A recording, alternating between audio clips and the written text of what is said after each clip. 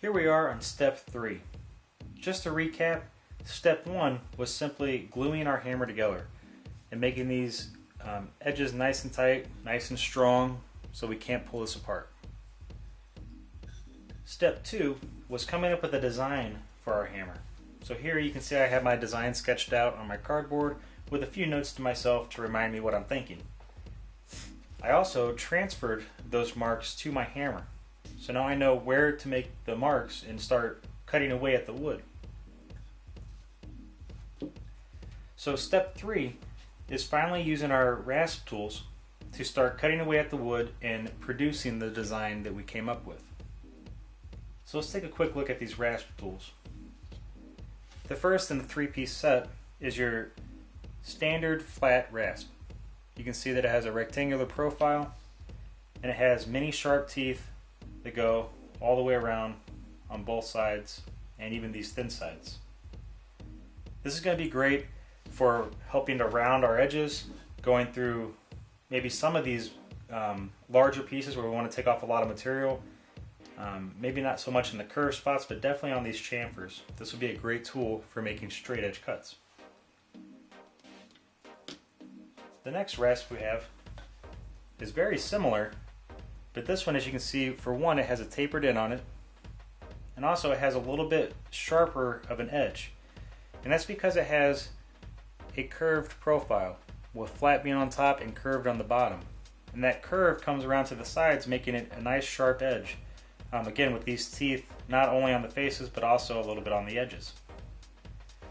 This tool, I think, is going to be the best tool to make these nice, narrow grooves that transition out into these bubbles. It's also going to be a great tool to use that curve to help me produce the curves I have in this design as well on the neck. Now the last rasp in our set is a cylindrical rasp, and it just has a circular profile and again teeth all the way around. So these teeth are very sharp and they can nick you or cut you, so you want to be careful with those, of course. But this specific rasp would be great for making a different type of profile for the handle, for example. Or maybe if I wanted to make lines, specific lines in a cross formation or something like that. This would be really good for that. And of course, you can use any of these rasps to kind of file down your edges, whichever one seems to be working the best. But at the end of the day, we probably want to wind up using our flat rasp for our edges specifically if you're trying to round them or chamfer them. That way it becomes as even and as smooth as possible. And then we'll follow up with some sandpaper to make it even more smooth. So this is going to be a relatively shorter video compared to the last videos. I'm going to get as much done as I can in this one sitting, but keep in mind, when we're working on this, this isn't just a one sitting thing. I don't even want to worry about finishing this in just 5 minutes, 10 minutes, half hour, or even an hour. This may take a couple of visits, maybe an hour each visit to start working at this, and maybe I get half of it done, but then I got to turn the hammer over and get the other side done. I have to make it match, and then I still have to do the mallet head. So I'm confident that I'm not going to get all that done in a short amount of time to be able to film it in one sitting. But I think I can get enough done, and I'll speed the video up to show you how I would go about using these rasp tools, how I'd go about shaping the handle to start, and then we can move on to the hammer head maybe in a different video. And then we're going to save the last step for sanding. So right now you don't really need any sandpaper. Let's just start with taking off the bulk of the wood using our rasp tools, and then we'll follow up with the sandpaper, and then finally a nice oil finish. So let's get going with this. Again, I'm going to start with this particular rasp, and I'm going to use this edge and start making these specific grooves. So I think I want to start right here. I'm going to start with smaller strokes to kind of get a groove. Trying to stay nice and straight.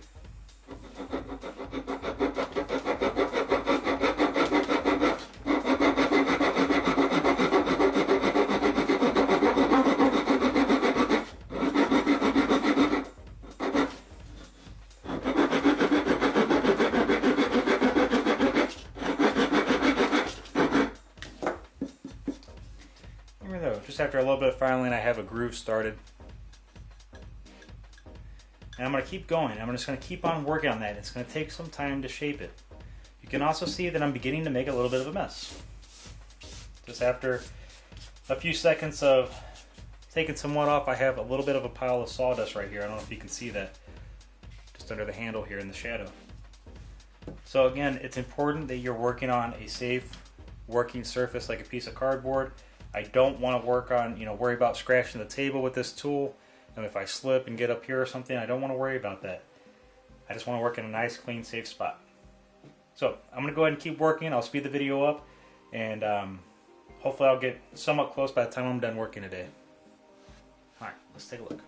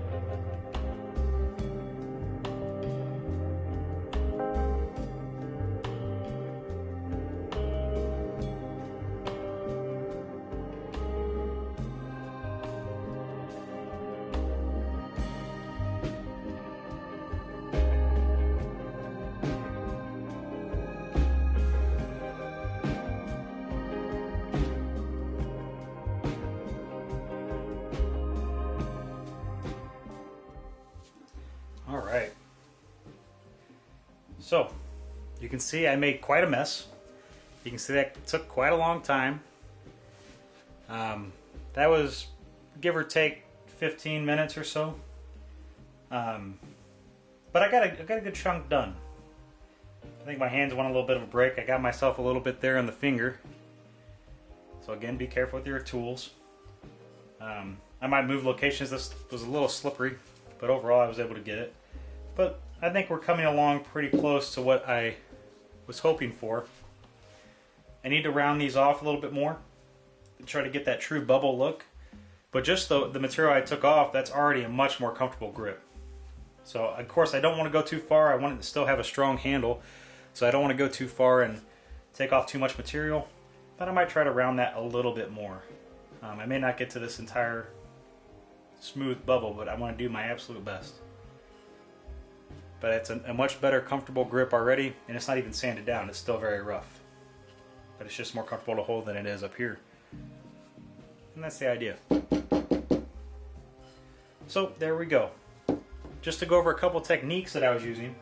One with the cylindrical rasp, you might have noticed that I was rocking my hand back and forth as I was going.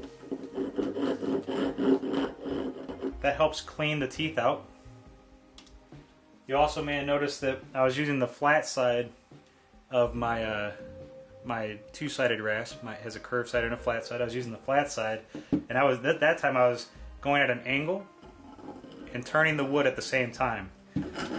So I was getting a couple pieces there, turn it, move down a little bit. I was taking off bigger chunks of wood. If you might be able to tell, this sawdust is much bigger chunks than this sawdust. So this big chunk sawdust is what came off when I was making those longer strokes. And these teeth do a really good job of taking off material. And then I can further refine that with some sandpaper later on in step 4. But you can already see I have a decent shape going on here. I haven't touched the top yet, but I think that little divot there is going to go nice and smooth. It's not going to be too difficult. So I'm going to focus on the handle, and you guys will be able to see what it looks like when it's all done. I'm really excited to see your designs. I'm excited to see how this takes. But again, do this in small incremental sittings. I did about 15 minutes here, maybe 20, and I'm good for tonight. I think I'm going to go relax, and then tomorrow I'll come back and I'll do another 15 or 20 minutes. But I want to give my hands a break. These handles are real small. They're hard to hold, so just don't try to do it all in one sitting. And don't be satisfied with what you can do in one sitting. I know I can get this better. It's just going to take a little bit more time. but I want it to be as good as it possibly be because it's something I'm making with my own two hands here, and I want it to be something I can be proud of. So, good luck with your step 3, and I'm excited to see them. Alright, have a good day. Thanks for watching.